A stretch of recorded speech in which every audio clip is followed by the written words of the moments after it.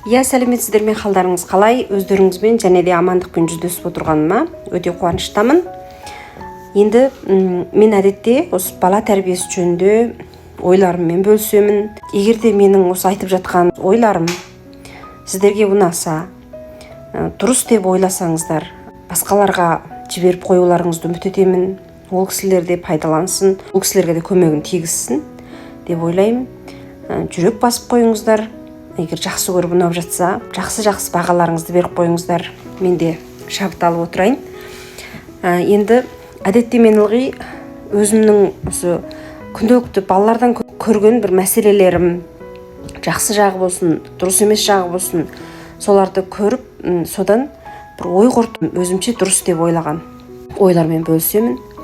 Енді бүгін таңертеңде балалар тамағын ішіп болып мектепке кететін уақытта тамақтарын дайындап қойдым. Қызым келіп тамақ ішкелі отырды, әдетте сондай көңілді келіп тамағын ішетін.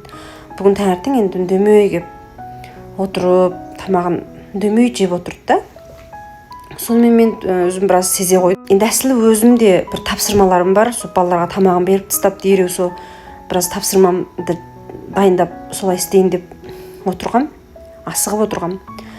Бірақ енді ойладым да, енді осы балам маңызды ғой маған деп соны ақырын жанына келіп отырып, не болды, шаршап тұрсың ба деп едім.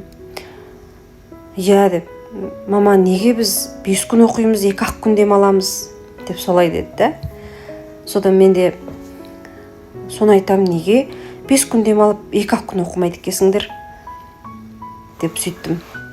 Сөйтіп оны мен дереу ойын қабылдап, соның ойымен ойымды тоғыстыра қалғанда, ол да және де ары қарай сөйлей бергісі келді да, барғысы келмей тұр бүгін мектепке. Мен айттым, балам, мен де сені жанымда отырғызғым келеді. Мен жанымда жүрсе деп ойлаймын. Бірақ егер сен үйде қалсаң, мектепке бармасаң, мен де оқимын бүгін. Сен үйде жалғыз өзің отыратын боласың. Зерігесің, балаларды сағынасың және де деп сөйттім. Әсілі енді Әсемай шөшенбан ғой, келер жылы 1-ші класс оқиды. Негізі олар сағат таңертеңгі 8-ден 11:30-ға дейін ғана оқиды. 11:30-да оларды алуымыз керек. Бірақ біз ала алмайтын болғаннан кейін мектептің тағы бір программасы бар. Сол 11:30-дан бастап сағат кешкі 5-ке дейін қарайды. Класста ана-мына тапсырмалар істетеді мысалы. Соған тізімдетіп қойдық. Соған барасыз, кешкі 5-ке дейін жүреді да. Енді ол да оған теңсіз, кішкентай ғой, 5 жаста ғана. Мен түсініп тұрмын оны. Сонымен мен шынайы түрде айттым да, балам, шаршайтыныңды білем, саған оңай емес. Бірақ енді бәріміз дамып жатырмыз.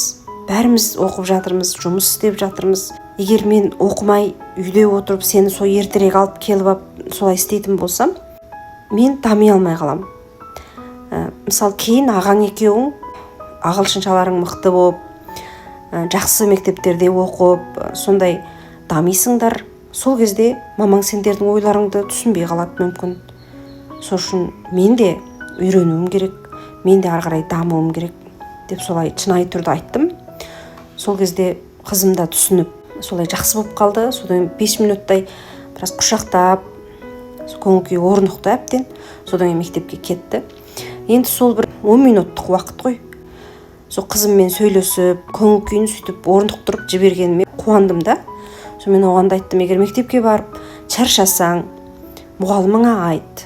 Кейбір нәрселерді істегің келмейді, шаршап тұрсаң, мен демалғым келіп тұр, істегім келмей тұр деп айта ғой. Демала ғой, ештеңе етпейді деп сөйттім. Сол секілді енді мен ойлаймын, біз балаларымызды түсінуіміз керек. Олар да шаршайды. Олар да мектепте кейбір көңілсіздік істерге жолығады. Мектепке барғысы келмейтін күндер болады.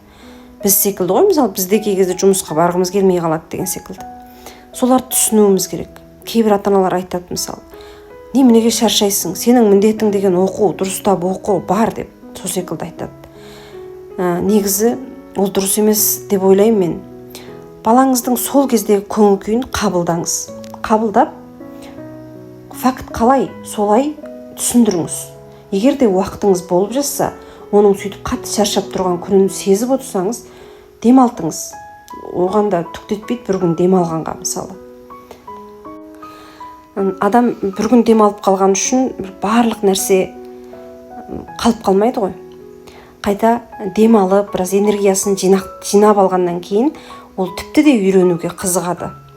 Әсіресе осы баланың көңіл күйін дұрыс орнықтырып бере алсақ біз, осындай кішкентай кезінде олардың әрқандай көңіл күйін, мысалы қуанғанында, жұбанғанында, ренжігенінде, қорыққанында соның бәрін қабылдап, соны дұрыс шешіп түсіндіріп бере алатын болсақ, күніне бір жарым сағат уақытымызды ғана шығарып солармен сөйлесіп, онда біздің балаларда кейін үлкейген кезінде бұндай рухани жақтан мәселе шықпайды. Көңіл күй жақтан мәселе болмайды. Егер көңіл күй ақаусыз болса, ол ары қарай жалғасты дамуға күші бар болады деген сөз.